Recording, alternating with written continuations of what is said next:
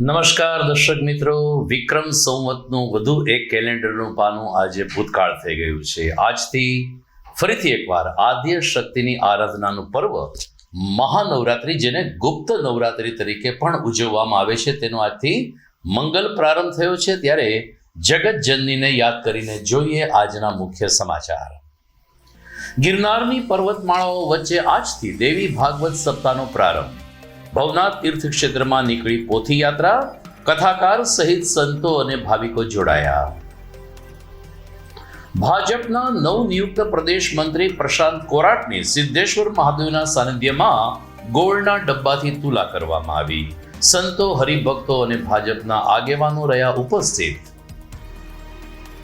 કૃષિ વિશ્વવિદ્યાલય હસ્તકના ઇજનેરી વિભાગ દ્વારા કૃષિ ઓજાર અંગે ત્રિદિવસીય કાર્યશાળાનો પ્રારંભ. આધુનિક ઓજાર અને એઆઈ ટેકનોલોજી અંગે 25 કૃષિ તજજ્ઞો કરશે ચર્ચા વિચારણા.